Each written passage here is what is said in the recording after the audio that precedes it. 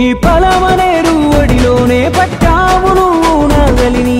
అన్నదాత కన్నీళ్ళు నీకు తెలియని వాసామి ఆ రోజు ఆవులు పెట్టింది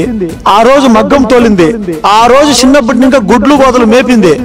మా అమ్మ బాగా చేస్తుంది వ్యవసాయం మీ అమ్మ చేస్తుంది అవునా అయ్యా మీ అమ్మ ఎంత చేయదా చిన్న ఆరు బిడ్డలు తప్ప సాకలేదా పప్పులు నెల చేసి సేద్యం చేసి నారలు నాటి మేమంతా పోతాం లేదా ఎన్న తెలియదు మాకే అవునా తల్లి చేస్తా ఉండే బంగారు అట్లా చేస్తుంది బాగా కష్టపడే ఆమెనా మా అమ్మ చేస్తుందప్పా అవునా చేస్తుంది అందరితో సరికి సమానంగా కష్టపడి నలుగురు బిడ్డల్ని సాకి కని పెంచి చేసినా నేను దూరం పోయింది మీరు లేకపోయింటే పోయిందిరా అవునా ఎంత పోయింది మీరు ఆయన కష్టపడగానే నేను దూరం మీరు పోయింది అమ్మా ఈసారి ఏమన్నా చేసి కాంగ్రెస్ పక్షం ఇంకా గెలవల్ల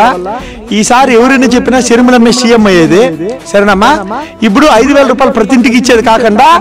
1,00,000 రూపాయలు అనౌన్స్మెంట్ చేసినారు 1,00,000 రూపాయలు ప్రతి పేద కుటుంబానికి 1,00,000 రూపాయలు అనౌన్స్మెంట్ జరిగింది సరేనమ్మా ఆ విషయము నేను అంతా క్లుప్తంగా మీకు చెప్తాను సరేనమ్మా ఈసారి కాంగ్రెస్ ప్రభుత్వమే వస్తుంది వచ్చి తీరుతుంది కర్ణాటక అదే వచ్చింది తెలంగాణలో అదే వచ్చింది హస్తం పార్టీ అంటే పేదోళ్ళ పార్టీ తల్లి ఈ పార్టీని ఏమన్నా చేసి గెలిపించుకోవాలి